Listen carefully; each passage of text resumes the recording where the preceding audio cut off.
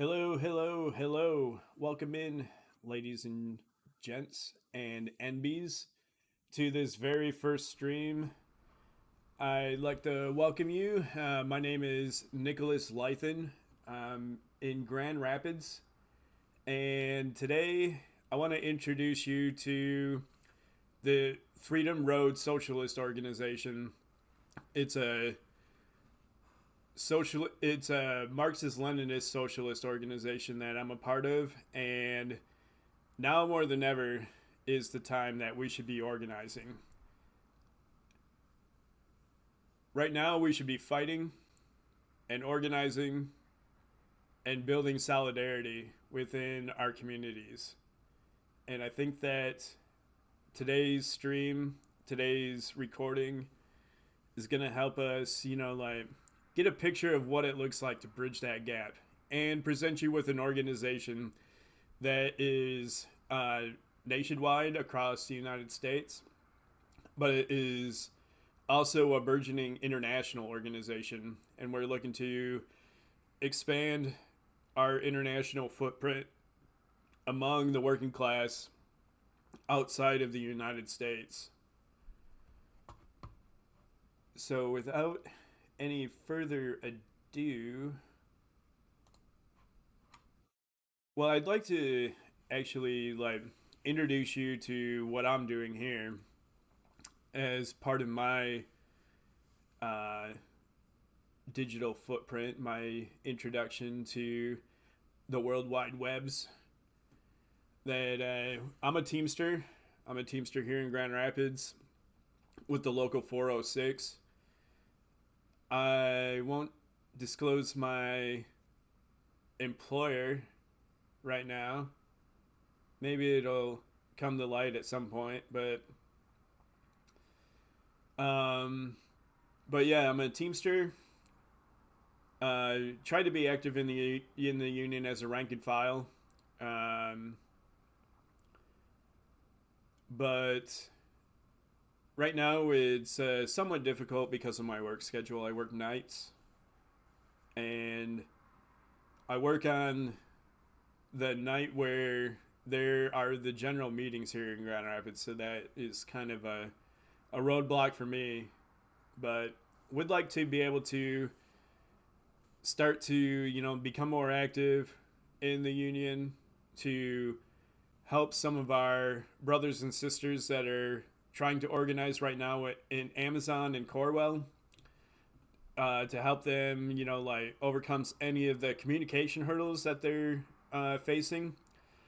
I do have a Discord that is here on my OnlyFans, actually, and you can check that out. And I'll give a link to that. I'll give a link to my OnlyFans so that you can find my other links. But the reason why I'm on OnlyFans too is because I am pro sex worker, right? I mean, sex workers are workers, so we have to have a dialectic. We have to have a conversation, and we need to have some theory around that. The dialectic is, how sex work and class struggle intersect, with capitalism and the contradictions that arise from that. But then also, we want to have a pro worker stance. So we want to help sex workers organize where they can organize into uh, labor unions, and to grow that presence so that uh, women and men who are and NBs who are part of the sex work trade can have some organization in their ranks. They can have some representation for contracts and to negotiate and set the standard of treatment with their employers. And also, um, we want to create that sense of community again where, like we're creating a solidarity with workers that are underrepresented, highly exploited, and often, like even if they're independent, like on OnlyFans, for example, they still don't have good access. Some people don't have good access to like healthcare, for example, or some other way of, like representing their interests. So, providing those kind of avenues for organizing in sex work will help rate. Like when some ship, when high tide raises all ships. So we want to keep bringing, like people into organizing as workers in labor unions, and also workers into socialist organizations. And those aren't mutually exclusive, but and there are a lot of overlap, but not all workers in a labor union are going to be good for a socialist organization. And we can talk more about that at some other point. But I'd also like to talk about, like what else I'm doing with my channel here. Some of this is going to be like food inspired. So street food and video game inspired food. I have a few cookbooks that I'd like to start making meals from, or like whatever it is to like bake or cook or fry, like whatever like suits my fancy for the day, but also like is something that could be a good idea for people to like cook at home, because as workers, some of the challenges knowing what to cook, right? It's not just how to do it, which is, like a battle in itself sometimes, where people don't have a lot of practice because we're so exhausted when we get home. We might not have the ingredients. It takes time and effort and attention. Sometimes you have your family, your kids, even pets, things like that. Chores, whatever needs to be done, right? Schoolwork, even. So a lot of people are too busy to, like come up with meal plans. So I'd like to talk more about that. Also, shopping for ingredients, and like exploring that kind of culinary avenue also. Whether it's at the local Meijer, for example, or we can do Aldi, or whatever else is around in the area. I'd like to find some smaller specialty grocers, especially for Asian food, for example. That would be something that I'd like to explore with the community. Also, bodybuilding and body image. This is something that goes hand in hand with, what we put in is what we get out, right? But also, a lot of people again can't find the time or don't have the time to exercise. So I'd like to introduce them to something more basic, something that is like in line with their body image, right?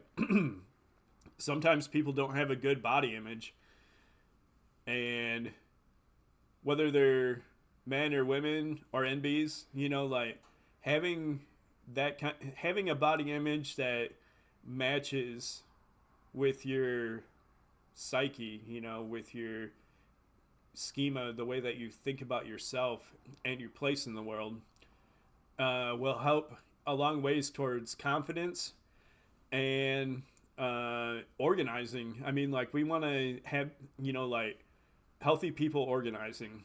and we want to build that kind of community where capitalism isn't beating us down at every corner, where we're just so tired and exhausted and out of it that we're not eating right, we're not exercising, and let's change that. We can change that together.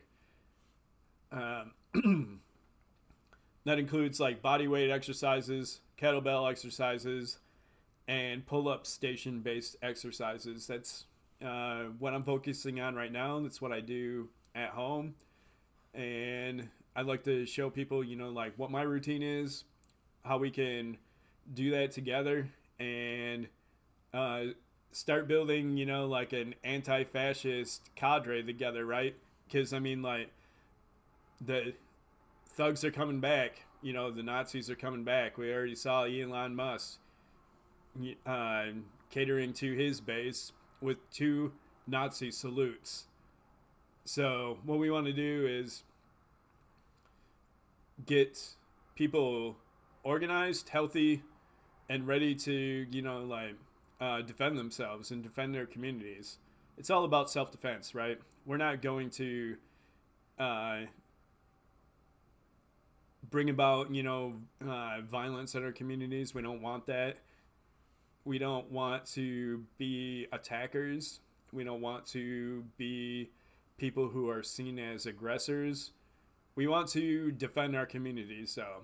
And that's going to take a certain measure of confidence in your ability to, like, stand together, and having, like a confidence in your program. So, also like to talk about, some interests of mine, learning Greek, travel to Greece and the Mediterranean. Uh, Probably going to do some travel later this year. So there's opportunity for that to record and to share onto this channel. I'm also learning Chinese, and I'd like to travel to China. It might not be this year, but it could be next year that I end up traveling to China and maybe another country in the Far East, because my friend and I were looking at what it takes to get a visa. And for an American to visit, visa free from the United States, you can only stay there 10 days. And then you have to fly to a third destination that you would then leave from the return to the United States. So it's a little complicated that way. It could end up being Vietnam. I don't know about Japan. Japan's kind of expensive, but Vietnam would be kind of tight. And then, yeah, like I said, I'm a Teamster with a 406. We're building working class solidarity and union power on this channel. Today we're going to talk about a little bit of Marxist theory. But this is mainly a training for socialist cadre, Marxist cadre in America. The FRSO program, Freedom Road Socialist Organization. Along with this, we're building Marxist internationalism, right? And we want to talk about working class learning, like workshopping, classes, things like that. Languages. I mean, I study Greek and Chinese. I'll talk about that a lot on this channel. But a lot of North Americans are studying Spanish, for example, and that's highly important since there's a very large it's the second language of the United States, right?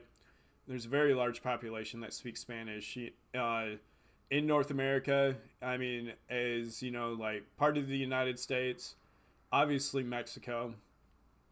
So very important. We also have Puerto Rico, that often gets forgotten as a territory of the United States.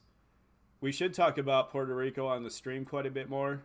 I'd like to talk about what's going on in Puerto Rico, as far as the basic three movements, where there's a movement that kind of exists as the status quo of territory, territoryhood. I don't know if that's a word, but remaining, like as an imperial holding of the United States. Because I, I don't know what the benefits are. I would need to speak with a Puerto Rican to, like, if there are any benefits at all, right? Because it could be solely based on the United States, like benefiting from this relationship while the Puerto Ricans are kind of screwed and suffer at every turn. So that's one aspect of this with Puerto Rico. The other is statehood.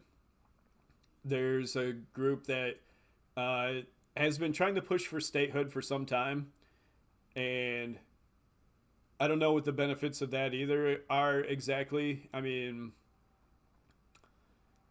it could be that they would gain, like certain kickbacks from the federal government finally, as far as, like taxes, be, like tax money being applied to infrastructure and things like that.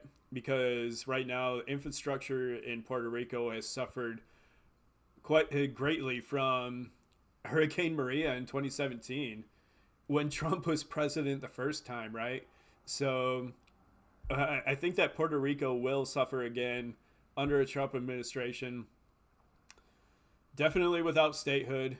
Probably even with statehood, if somehow there was a referendum and, like a vote to join the United States as a state, and then getting Trump to recognize that and give them the resources that they need that are necessary. And then also the third movement in Puerto Rico is independence.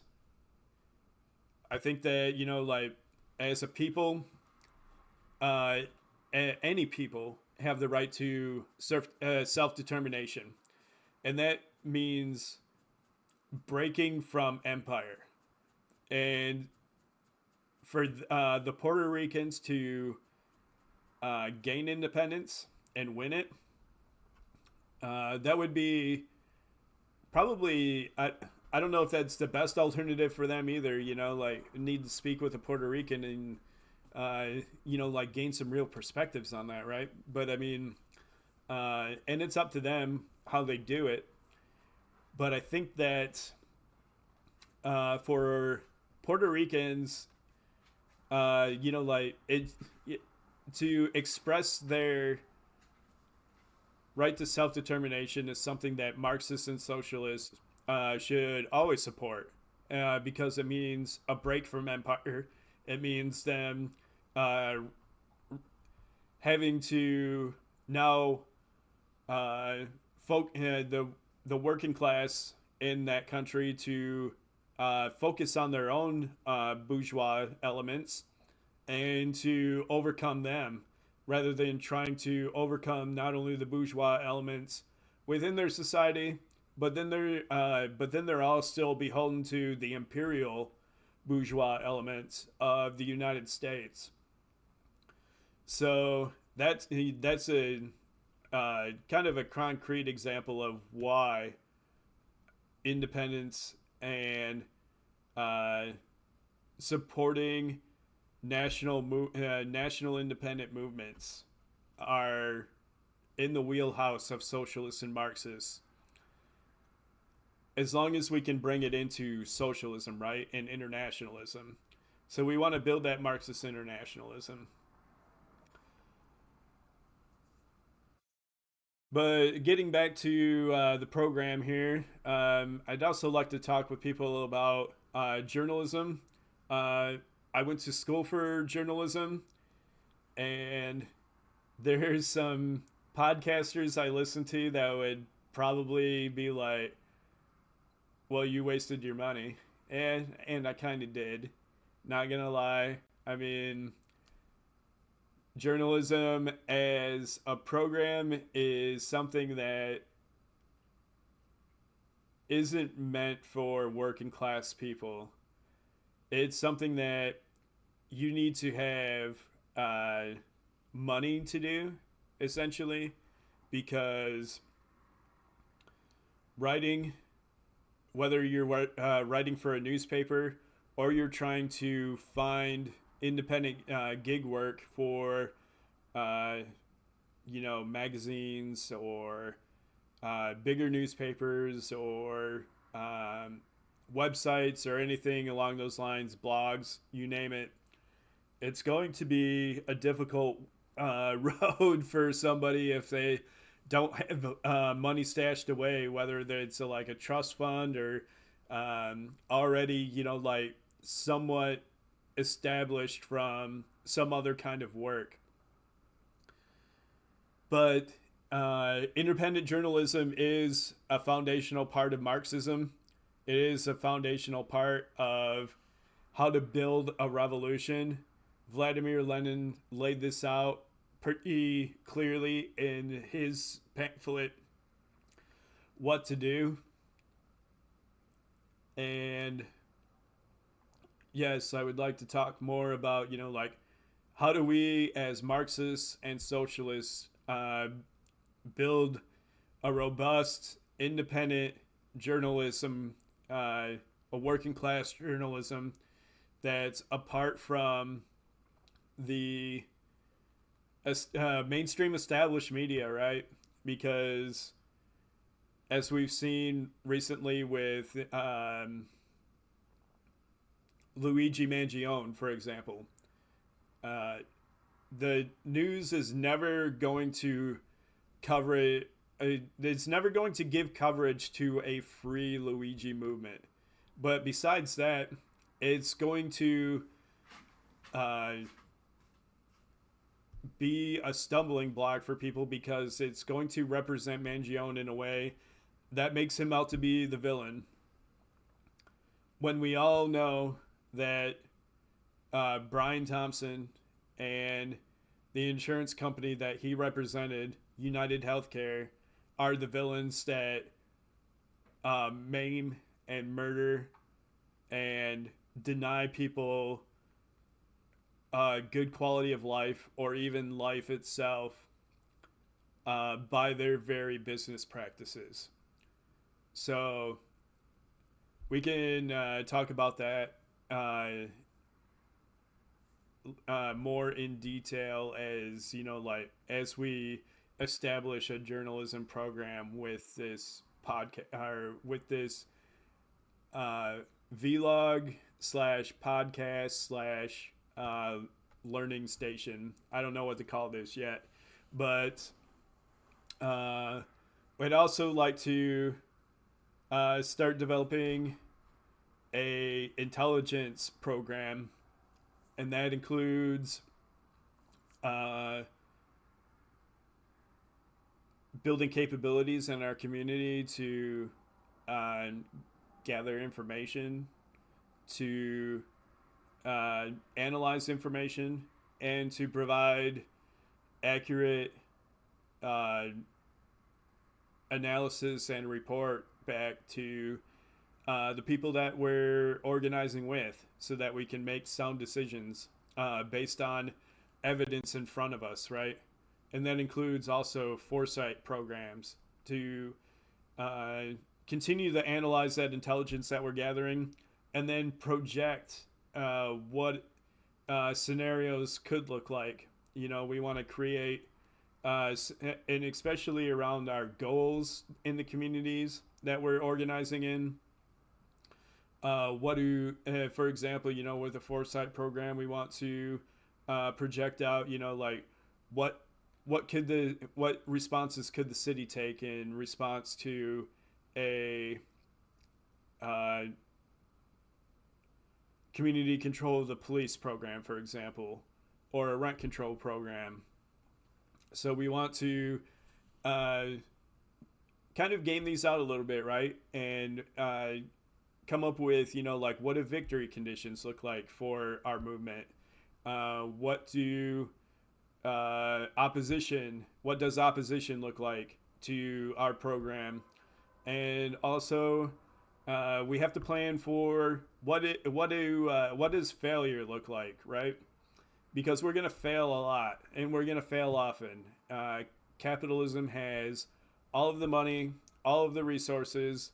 It's able to pay people to do these kind of programs against us as their jobs, right? As their full time jobs. We're trying to build programs from the ground up with volunteers, people giving their time, people, like devoting resources to things like this.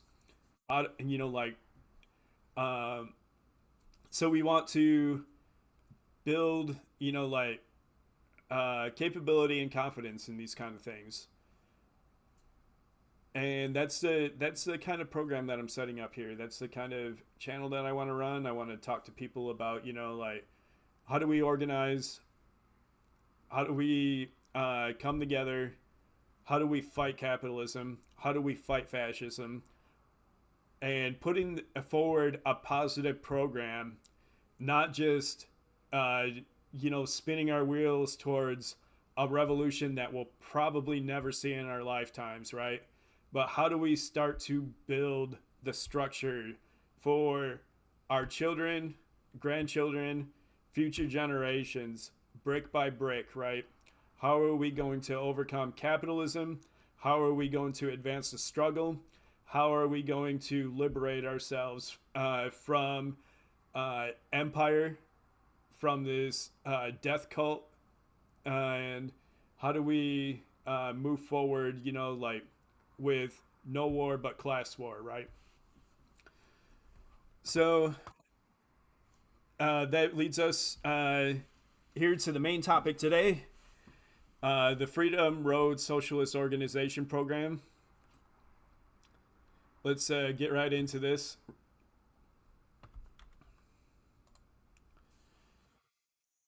So, the political program of Freedom Road Socialist Organization has grown out of a long process of waging struggle against the class enemy, building the people's movements, and conducting study and analysis of the conditions we live under.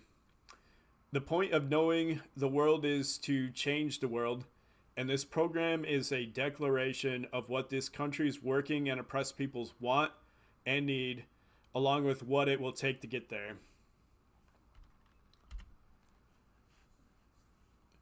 Our introduction.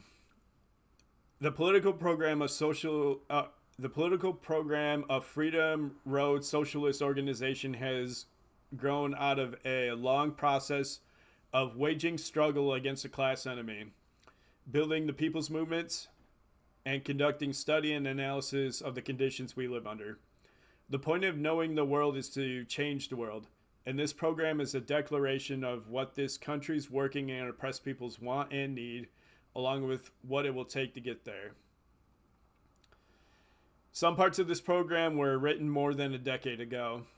Others were adopted at our Ninth Congress in the spring of 2022. The program is a product of FRSO's collective efforts at applying the science of revolution, Marxism-Leninism, to the day-to-day struggles we build and lead. We analyze the concrete conditions we are up against while maintaining the long-term outlook of obtaining real change. We are an organization of revolutionaries. Our members are African American, Chicano and Latino, white, Asian American, Arab American, and Native American. We are workers, students, and professionals, women and men, and NBs, and LGBTQ. We are uniting the many to defeat the few.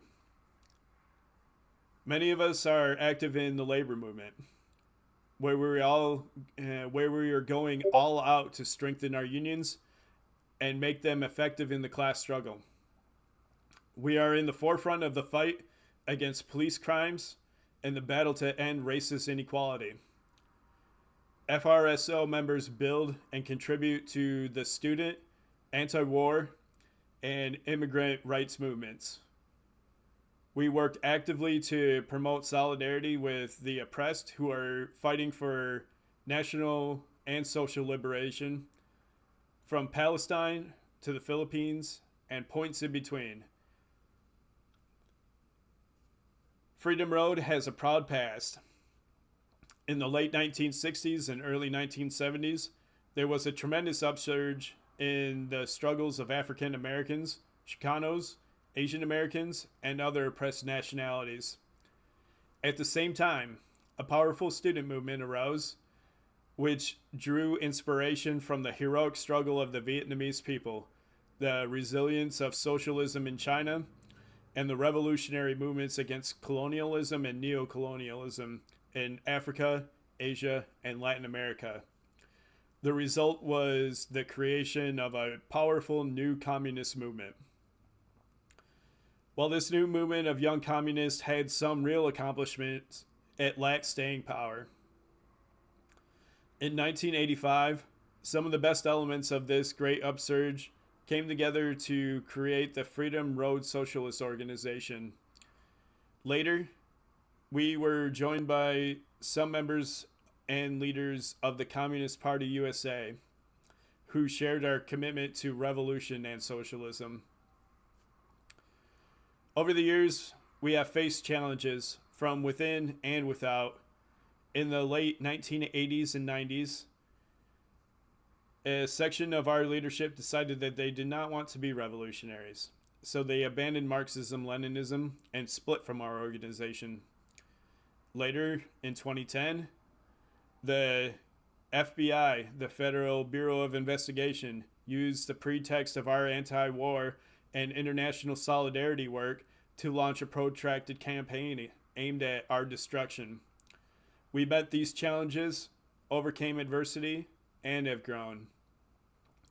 We appreciate the veteran revolutionaries in our ranks and are glad that most of our members are young.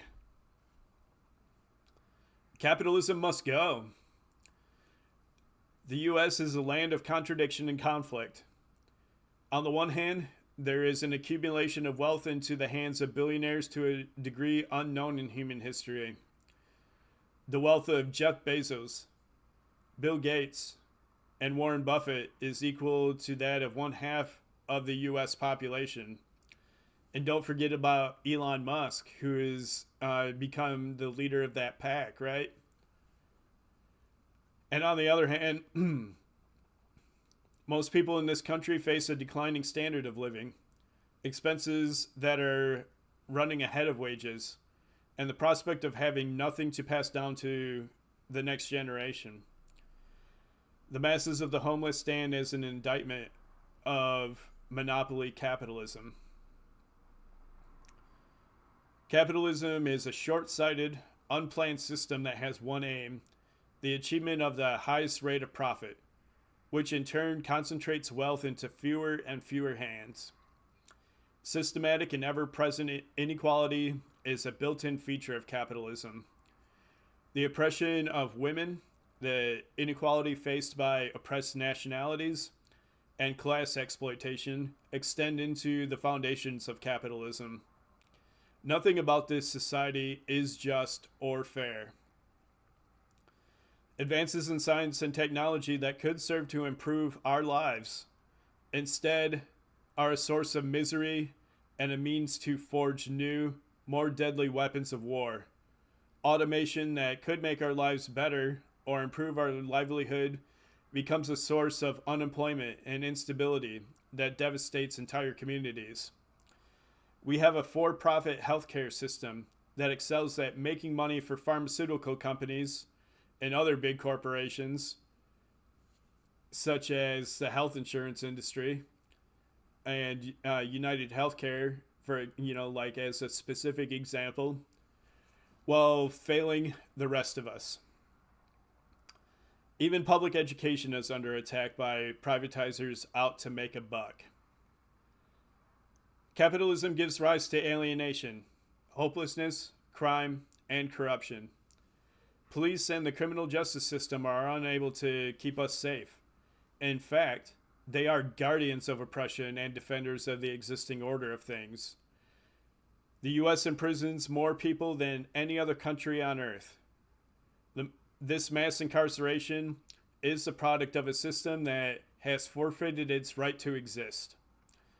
U.S. culture glorifies greed, selfishness, and brutality, a harrowing reflection and a means to reinforce capitalism's ugly reality. The U.S. military has hundreds of bases around the world, waging war on countries, nations, and peoples who want freedom from the U.S. empire. This system of exploitation and injustice cannot be reformed out of existence. We want better lives, so we fight for exactly that. Every step of the way, we try to win everything that can be won, raise the level of struggle, and organize our collective movement. But we are also doing something else. We are building an organization of revolutionaries to bring this monster down. The capitalists give an eyedropper. The capitalists give with an eyedropper and take with an earth mover. We cannot reform our way to a better way of life, and we need to. Just as a commentary on this, we need to abandon the Democratic Party. The Democratic Party, after this last election, should be phased out of existence. And with that, an actual left movement, organization based around ending this oppression by capitalism, by advancing the struggle, by giving structure and building organization of revolutionaries. This is the kind of party that we need, and not some corporate party either. Not some party of elites, of academic elites, of corporate elites, of the labor bureaucrat elites.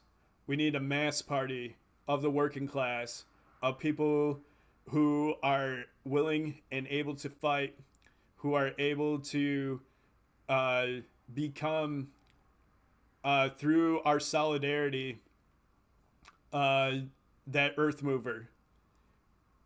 And we can move the earth. We can move that earth and take, and do away with that eyedropper that capitalists try to salve us with, whatever that means, right? So we need to take the sledgehammer of revolution to the chains of oppression. The monopoly capitalists, the ruling class, have every interest in keeping things the way they are. They benefit from low wages, unemployment, and every kind of inequality. What is good for them is bad for us. So we have nothing in common with the billionaires. In fact, there is not a single issue on which we can find common ground. Not one. For example, take climate change. Corporations benefit from destroying the environment. That's why they always push back against environmental protections, going so far as hiring scientists and politicians to say that climate change is a hoax. I remember when I was a teenager growing up that there were some climate activists that had set, I think it was a whole bunch of cars on fire at a dealership, and they were charged with terrorism. Even back in like the late, it might have been the mid to late 90s. And that charge of terrorism was pretty significant then, and it's still significant now with Luigi Mangione. Again, the reason why we need to fight this kind of repression from the capitalist class and send a clear message that we will not be beaten down. We will not be beaten back. that injury to one is an injury to all. So, uh, again, like by getting back to climate change has been something that has been repressed for the past 30 plus years, when the science was becoming already apparent that if we don't change capitalism, if we don't avert and stop the consumption of fossil fuels and energy at the rate that we do, that we will have a burning planet. And and it's already been said that we're over the 1.5 degrees Celsius threshold since 2024, years ahead of what was projected to be a 1.5 degree change. I think that maybe 10 years ago they were projecting out to 2050, and then after Trump became president, by 2020 they were projecting by 2030 1.5 degrees Celsius. But capitalism, at the consumption that it consumes at fossil fuels and emitting carbon into the atmosphere, has and other greenhouse gases such as methane, the loss of carbon sinks, and water vapor is another. As the Earth heats, like more water vapor is going to be, like evaporated and dissolved into the atmosphere. So, at every step now, every day that passes, we're being buried further and further and towards possibly a 2 degrees Celsius by 2030. So that's something that we need to take charge of as socialists, as Marxists. And they are very willing to destroy the planet in order to make as much money as possible and as quickly as possible. They will do anything for their bottom line. It is us or them. And don't make any mistake, they're maneuvering for it to be for them to come out on top, for them to be like basically the sole survivors of this. Make no mistake about it. I mean, Palestine was a test run, right, of how they're going to do things on a international level. That's why we cannot forget about the plight of the Palestinians at any point, whether it's connected to climate change or the recent genocide or American and Israeli imperialism, because every step of the way, the Palestinians are proving that not only are they the bravest people on earth, but they're also the people who are the most at this junction of imperialism, oppression, and targeted death. So our class needs to take power by revolutionary means. We need socialism, where the commanding heights of society are occupied by the working class, placing all political and economic power in our hands. A proud history, bright future. The history of the U.S. is a history of class struggle, of epic battles that shine a spotlight on the criminality of the class that rules, while demonstrating the great capacity and potential for resistance on the part of this country's working and oppressed people. The outstanding Russian communist Vladimir Ilyich Lenin stated that the American Revolution of 1776 was a great war of liberation that was part of the era's wave of progressive democratic struggles against the land-holding autocracy and feudal reaction that dominated Europe. At the time, capitalism was a relatively young system that played a progressive role in developing the productive forces. while breaking down the stagnant societies dominated by feudal kings and lords. From its onset, capitalism in the US was based on genocide, directed against the native peoples, and fueled by slavery. A large section of the people were locked in indentured servitude, and women were disenfranchised. Despite the deep and real democratic aspirations of the times, the cry of liberty and justice for all rang hollow for most. In practice, it was a liberty for a relative handful of wealthy white men to rule over the vast majority of the people. The result was struggle. Native peoples waged wars of resistance. Slaves launched repeated and heroic rebellions. There were constant attempts by working people in the cities and on the farms to fight for their own interests. The rapid development of competitive capitalism on the eastern seaboard gave rise to one of the world's first trade union movements. It was also accompanied by the genocidal westward expansion of one country that had two different social systems, one in the north, based on wage labor and small farms, and the other in the south, based on slavery on big plantations. In 1846, the U.S. launched a war that resulted in the theft of northern Mexico and the extension of slavery into Texas. A result was the development of the Chicano Nation. Located in what is now the U.S. Southwest, the Chicano people were robbed of their land, denied equal rights, including the right to equality of languages, and faced brutal national oppression. The Chicano Nation has always resisted. This powerful record of struggle is a bright point in U.S. history. The Civil War was a product of the irrepressible conflict between Northern capitalism and the slaveocracy.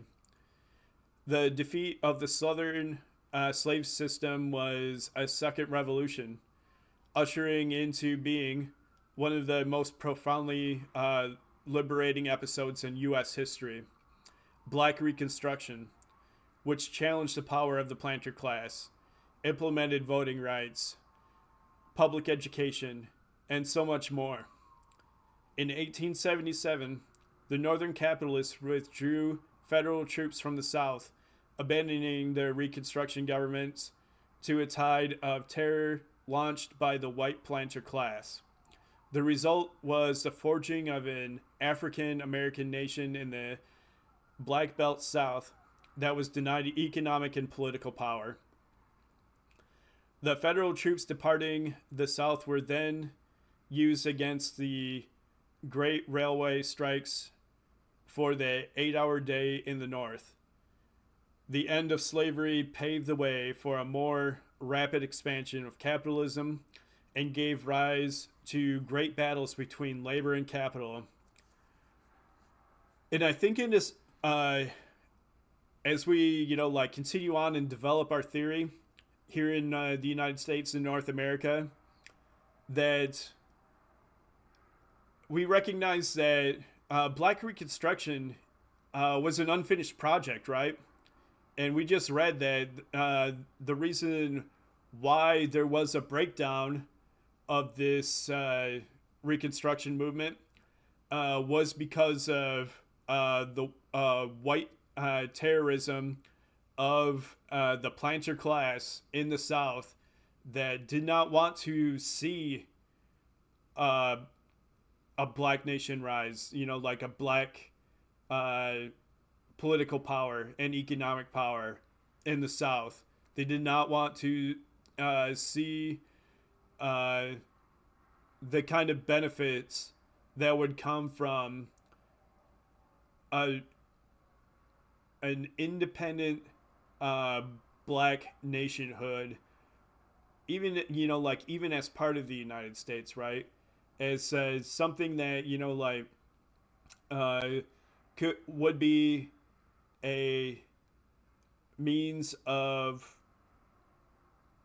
not only resisting, like some forms of, uh, I mean, like the forms of white nationalism and the forms of U.S. empire, like as it turns inwards, but that there could have been, like an actual way for equality to flourish, for a real brotherhood in North America, among, like laborers in the North and the South and everywhere and out West even. But I mean, like, and we'll talk about that more as we talk about, yeah, this, like retaking our, like building again towards, like a black reconstruction in North America, towards recognizing the Chicano nation, and uh, like even talking with Mexico about uh, what Gloria Scheinbaum has said. Like with this so-called renaming of the Gulf of Mexico, which with a name that I'll not repeat here because it's not worth repeating, but uh, getting to Scheinbaum, what she said about, like, how about, like we start calling North America, the United States, America Mexicana, right? America Mexicana. Uh, and they have a right to that. There is a right to that. And we should talk about the Chicano movement and also about the American Indian nations in North America as well. That there are treaties, long-standing treaties with the United States government that have been ignored, suppressed, and not honored in any way or in minor ways. And in some ways, like, um, it seems that there has been some agreements reached with American Indian communities in the reservations, but make no mistake. I mean, like when talking with uh, comrades in organizations such as the American Indian Movement, they've made it clear that in a lot of ways, uh, they see the leadership of these reservations as collaborators rather than as true community leaders. So there needs to be a way forward, right, for all peoples in North America to recognize that we need to build a multinational uh, socialist society in North America that recognizes the right to self determination, the right to language, and the uh, right to, like stand independently from any form of empire. And we want to break down, like in North America, the United States empire itself, because we want a nation free from this oppression. But getting back, the militancy displayed by the U.S. labor movement and the viciousness of the U.S. Employing class is known around the world. Before the First World War, miners in the western part of the U.S. waged powerful strikes and engaged in armed combat in the same in Appalachia. In the 1930s, the Great Sit-Down Strikes and workplace takeovers inspired workers across the globe, and a lot of those were in Detroit, right here in Michigan. The two main holidays of the international working class, May Day, May 1st, and also known as, like the International Workers' Day and International Women's Day, were born right here in the U.S. The U.S. Civil War sowed the seeds of monopoly. After the Civil War, competitive capitalism gave rise to robber barons and gigantic trusts. By the late 1890s, U.S. monopoly capitalism had arrived on the world stage, seizing Hawaii, fighting a war with Spain for colonies, including Puerto Rico, and embarking on the road to world domination, with an empire extending across Africa, Latin America, the Middle East, and Asia. Following the First World War, the U.S. emerged as the strongest of the imperialist powers. After World War II, the rulers of the U.S. proclaimed the American century. However, the combined might of the national liberation movement, the socialist countries, and the struggles here at home, coupled with monopoly capitalism's limitations, brought an early end to the American century. By the early 1970s, U.S. monopoly capitalism entered a period of stagnation and decline. The people of the U.S.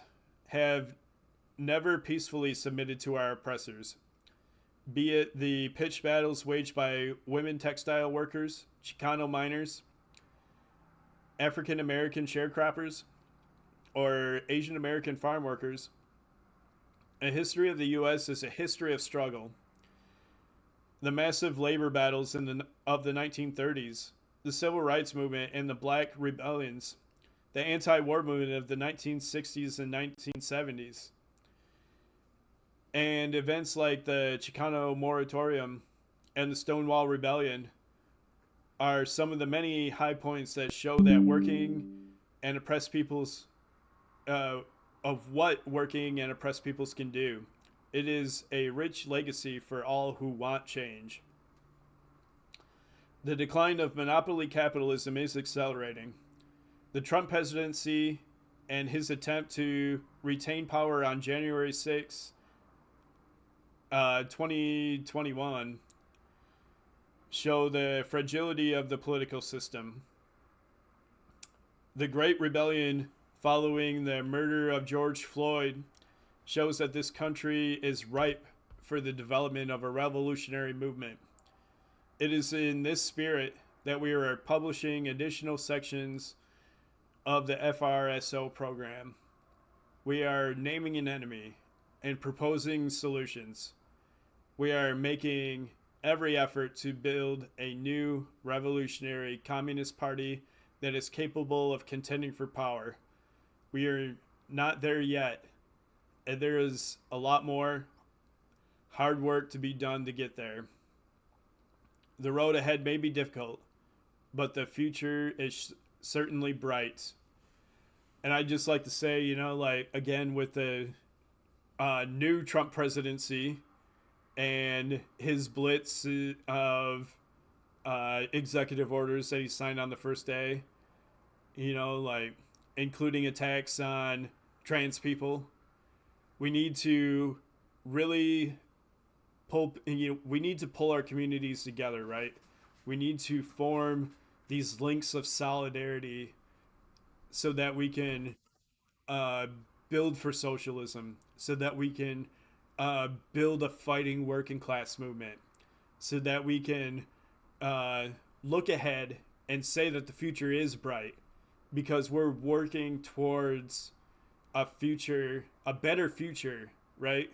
I mean, what's the point of socialism if we're not working towards something that is a better future for everybody, and not just, like uh, any one group of people here in the United States, but internationally, right?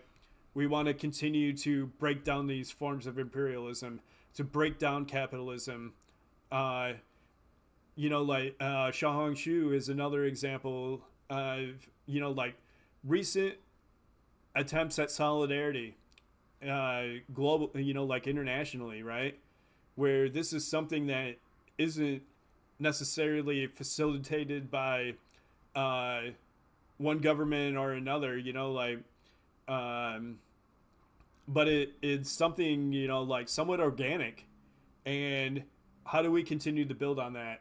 We need to build and make a brighter future for everyone, internationally. And that's only going to be achieved with an international socialist program based on Marxism and Leninism. Thank you.